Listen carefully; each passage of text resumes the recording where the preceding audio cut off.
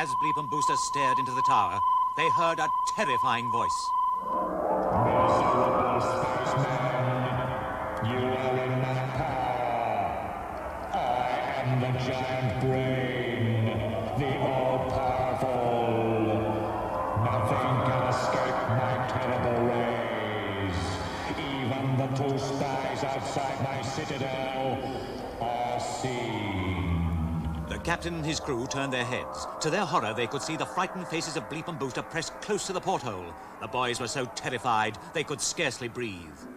Save yourselves! Do not bother about us! Shouted the captain. Once again, the captain and the crew were made powerless by one of the rays of the giant brain. Come on! Yelled Booster. Keep the scooter close to the ground. It's our only hope.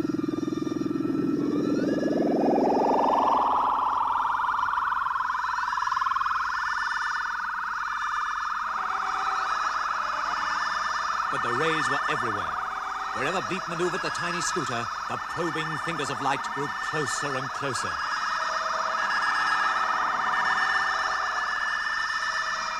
To get out of range of the rays, I must increase our group velocity. But already, the reserve fuel gauge pointed to only 340. If you increase power, Bleep, we'll run out of fuel pretty soon. But I just don't see what else you can do. Grimly, Bleep opened the remote solenoid valve.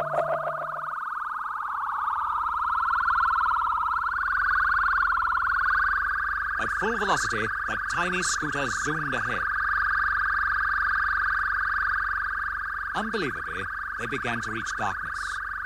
Far below them, they could see the white rays still probing and searching. But the scooter was such a small target, it was untraceable. We have escaped. Cried Bleep. Now we must think of a plan. Well, let's land somewhere first. Otherwise, we're wasting valuable fuel. Where can we go? I do not know. We have no charts to plot our course. We must just go on and hope we can find a star to land on. At that very moment, far ahead of the scooter, they saw a tiny speck.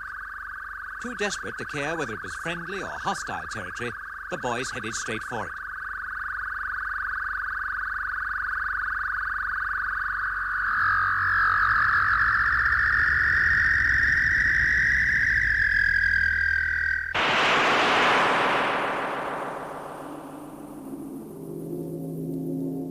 Bleep and Booster switched off the engine and looked cautiously around. They saw a rough, uneven surface of rocks and stones, with no shelter, no water, and no sign of life. Are all the stars uninhabited out here?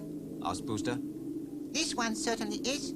There will be no help for us here. Well, I'm hungry. Let's have our emergency rations before we move on. Soon, the boys were preparing their fibrous concentrate and glucoid energizers, and Bleep rehydrated their hydronic cubes. It wasn't long before most of the containers were empty. But instead of setting off again, Bleep and Booster found they were very sleepy. Let's just rest for 5 minutes, said Booster. But Bleep didn't reply. Exhausted by their hazardous escape, he was already nodding off. Booster laid him gently down in a small hollow, and then lay down himself in another small crater. Surprisingly, the boys were quite comfortable, for although the ground was littered with rocks and stones, the whole surface of the desolate star was covered with a soft, moss-like substance. It was like a sort of stone-colored lichen. Not 5 minutes, but many hours had passed when Booster suddenly woke with a start. Something terrifying was happening. A grotesque creature was shambling towards him. Transfixed with horror, Booster stared motionless as the hideous monster moved nearer and nearer. Then it started to speak. I am suffocating. Booster, help me. Bleep, it's you! What on earth happened? But as Booster tried to run towards his friend, he was held back by a mass of sticky fungus that was covering his legs. The moss that had made their sleep so comfortable was slowly smothering them, just as it had enveloped the whole surface of the star. Booster dragged the moss away in handfuls as he clawed desperately at his legs. Then he ran to Bleep and freed him too.